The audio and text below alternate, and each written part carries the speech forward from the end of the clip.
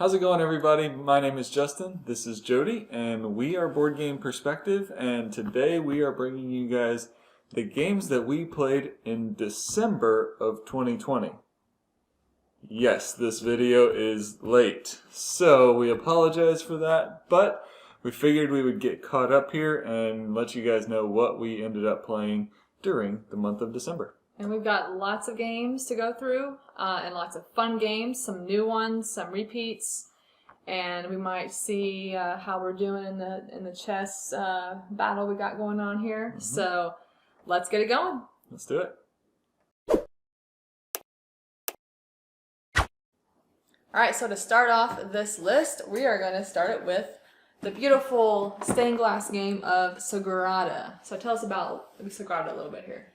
So Sagarata is a very fun dice placement game, I guess you can call it. Dice drafting. Dice drafting. I don't know the exact terminology, but you get to put it into this little grid that's on your player board, and you're trying to make these patterns that are on these cards that you slide into the grid.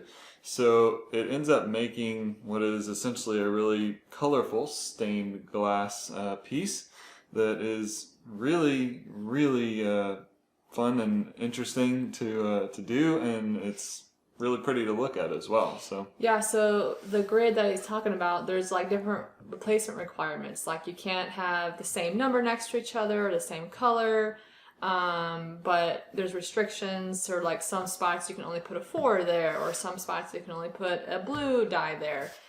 So it's fun. It's definitely puzzly, but it's a light game. We brought it out and tried to have my parents play with us, and they're not huge gamers. They're really light games, but they did pretty well with it, and I think they enjoyed it. Yeah, and they thought it was beautiful, which it is a beautiful game. The dice are these beautiful translucent dice. So yeah, it's a good one. You guys should check it out if you haven't played it before. So next up is another beautiful game.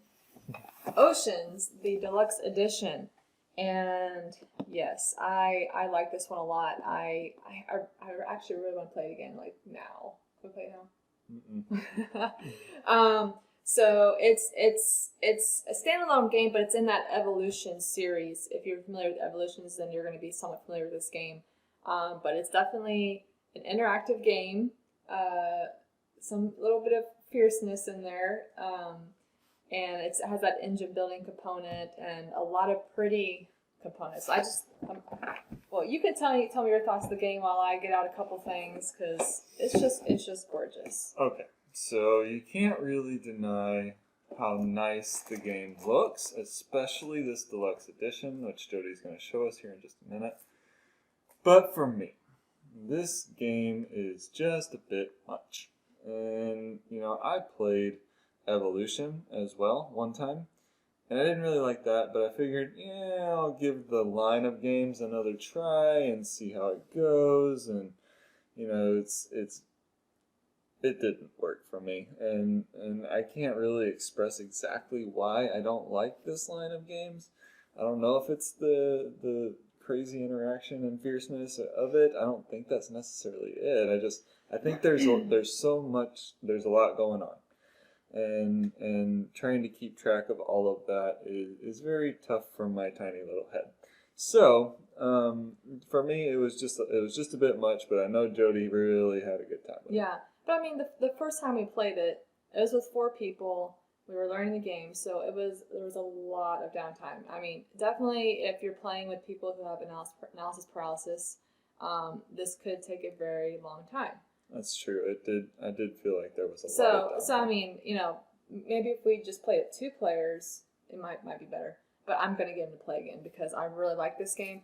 But I mean, the deluxe version, you get these really pretty acrylic fish in all kinds of different colors.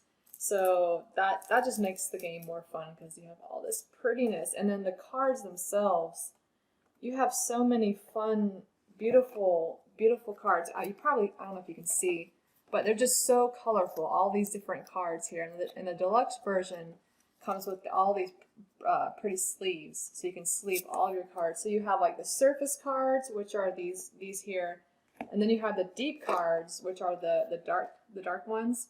And then you've got some deep sea creatures. So like this one is the filter kraken, and you've got this gentle giant. You got a bunch of fun. I mean, the artwork. I just love the designs on these cards. So yes, I like this game. You guys should check it out. Don't listen to him. All right, and so next we're gonna bring out Point Salad. We've played it before. There's 100+ ways to score points in this game. Lots of craziness, but still a lot of fun. Nice little filler game. Really good one. Yeah, it's gonna probably be on our list a lot whenever we're hanging out with friends and family, because it's just a great game. So it pops up. I think it's been on both of our last two games played videos. Mm-hmm. So we won't go into detail, but if you haven't heard of it before, you can check out. I think we have a video review on it, but it's an awesome game. And up next, to appease me, we have played about 6 games of chess during the month of December. We ended up playing about that many times. Well, that just between us two. Just between us two, that's true. I did play some other people a couple of times too. Mm-hmm. So what we're going to start doing though is keeping track of how many times each of us have won. So we've got a little bit of a tally right here. So 6 games. The first game goes to you. That's right. Winner. Second game goes to moi. The third game, someone accidentally didn't write down who won, so it goes to me. I don't know about this. And then the next one goes to you. Okay, I like that. And then the next one, we played speed chess, and you won that one. Okay, that was a really stressful event for everybody. And then the last one, I won. Oh. So, how about that? Tied up 3-3. So tied. And yeah, you might remember that we have this deal here where for every 2 games of chess I play with him, he gets to play one of my hard strategy games that he doesn't like. So, yes. So, I'm probably due. Yep. So, but you didn't mention for Christmas. That's right. I did get a new chessboard, and this, the feels that Jody gets with all of her components. Well, I get that with these chess pieces because I got some really nice, large weighted pieces on a really nice board. Felt bottom, slides really sweet. Oh, so good, so good. So. Really been enjoying this board and loving playing. Yeah, we could play like shuffleboard on this. We could. Anyway. But we won't. Anyway, that's chess.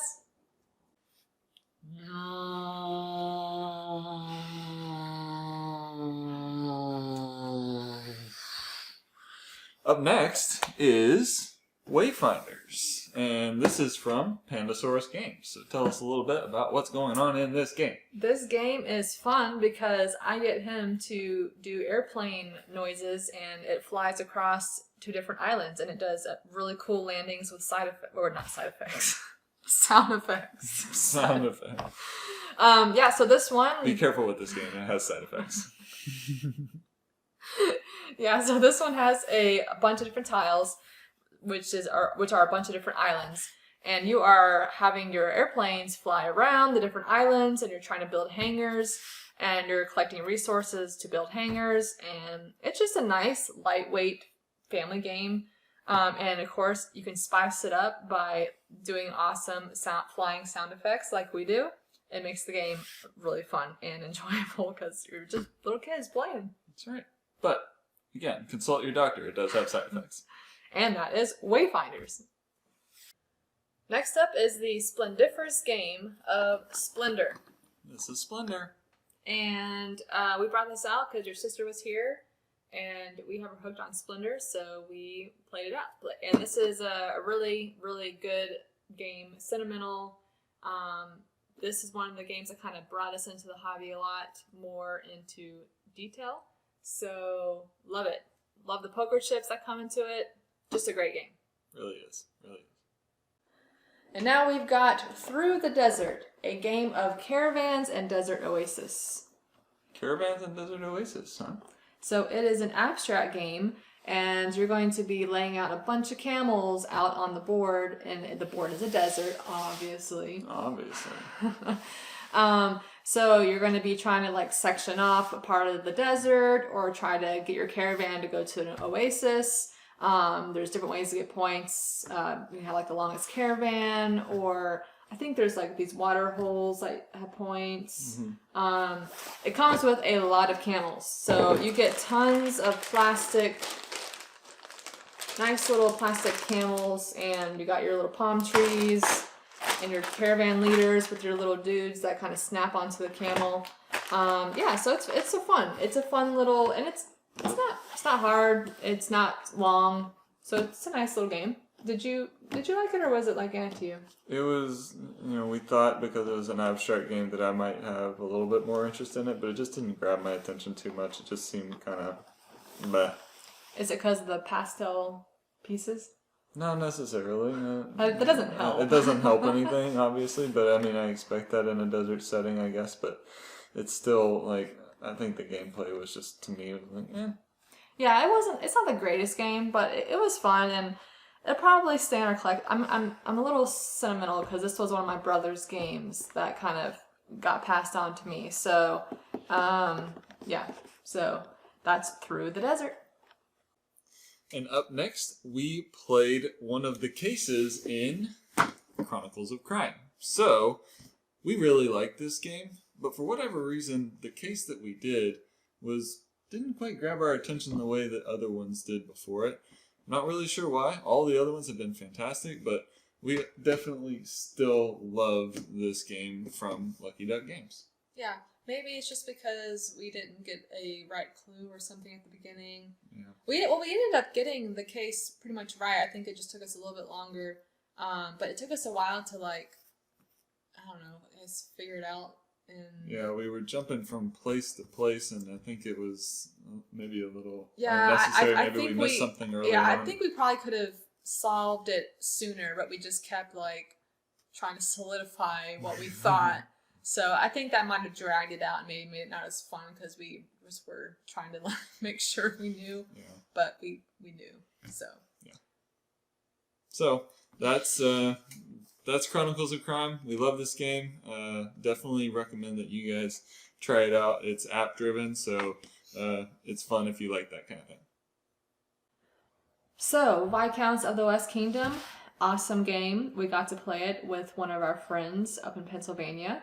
A few days after Christmas, and it was fun. This game is just amazing. I love how the different mechanisms tie together. You got worker placement, a little bit of deck building. You're moving your dude around the board. I mean, it's just fun, and I love the castle. That is my favorite thing. Just putting your workers on the castle, and then they might get bumped off, or you have to move them around and move them up, and this game is just so good. Yeah, we recently made a video about it, so go ahead and check that out for sure. This game doesn't speak to me quite so much, but we definitely had a good time once I kind of started figuring some of the mechanisms out. I was a little bit simpler in my approach, just because that's me. But, if you like more slightly complex games, this one's fun. This one's a must check out because it's really good, guys. So if you haven't checked it out, you need to check it out because it's good. All right. So up next on the list is Dual Powers Revolution 1917, and this is set back in the early 1900s, obviously, during the battle between the conservative provisional government of Russia and the Petrograd Soviets. And we weren't really sure what we were getting with this game when we got it, but once we put it down on the table, actually started working through it, and ended up playing it, we ended up playing it again. And we played it again. So it was a lot of fun. Like it took us a second to kind of get a little bit of a grasp of it, but once we did, it was like, oh, this is good. This is really fun, and it's limiting to some degree. So you've got this battle going on in your head. Should I play this card? Should I play this card? But I've only got this many moves left to do this. So it's a challenge. Yeah, it's a great 2-player game. I don't think there's been much talk about it, but it's definitely a really good one. We really enjoyed the back and forth. Like, it felt like a little bit of tug of war there. And then you're trying to get the will of the people, and you're trying to get the marker on the support track to your side to win. Yeah, and there's like a main objective that you will be resolving the unrest, and that main objective where we both know which area of the board, and then there's 2 secret objectives where we're going to choose to resolve an unrest in those secret objectives. So it's like trying to figure out, what did he play? Yeah, what's the other person's secret objective? Yeah, and you're trying to see where the opponent's moving their units, and try to figure out maybe the secret objective is there, and I need to put some units in there. It's a really good game. It's fun and it's beautiful. Let me show you the board real quick. The board is just a very vibrant. It makes the experience even better.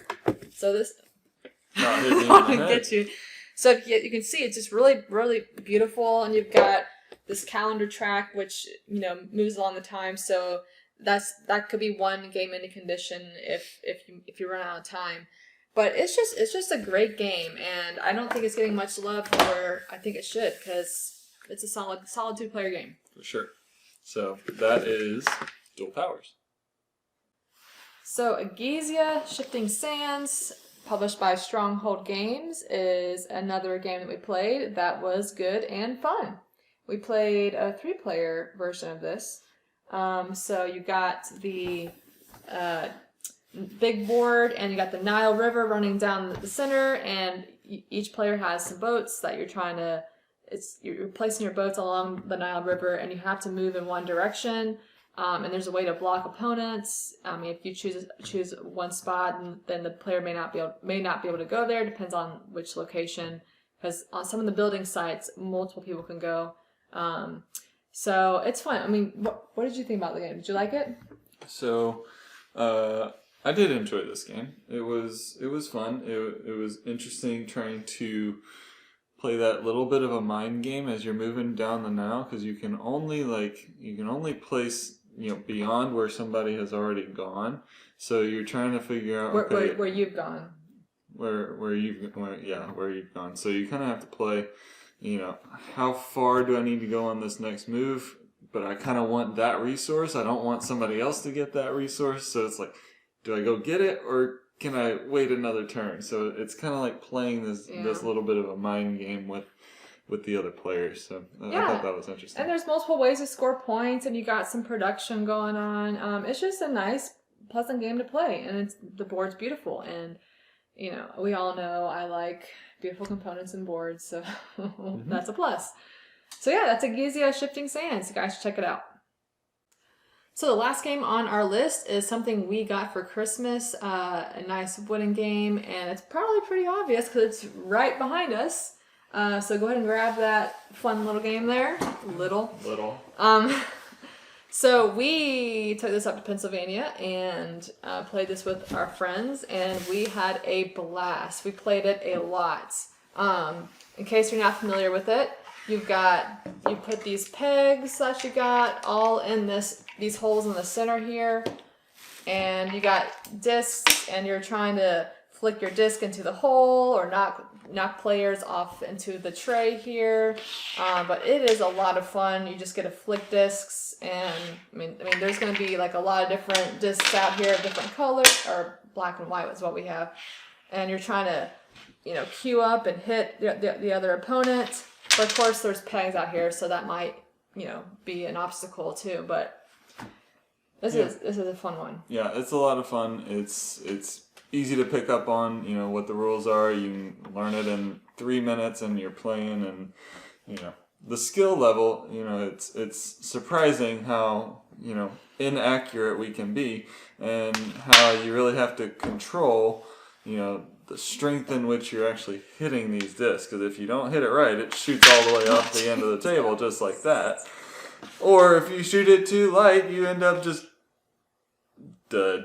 So, you don't want to do either of those things. So you want to, the skill level is there. It's a lot of fun. It's a cool little game. When we also showed it to my parents and they enjoyed it as well. I mean, it's a great intro game. If you're playing with people that haven't played mini games, tabletop games, this is just a really good one. It's a really fun one for parties and stuff like that. Yeah. For post-COVID parties. True, yes. So that is Crokinole, and you guys should really check this out if you've never heard this before, because this is a blast. All right, everybody. So that is the games that we played in December. All right, so lots of fun ones. We really had a good month, and it's, we're looking forward to bringing you guys the next video of all the games we played in January. Which will be out shortly. Very soon. And if you want to help us out, you can go ahead and hit that subscribe button and like this video and tell the world about us. Yeah. So thanks guys for watching. See y'all.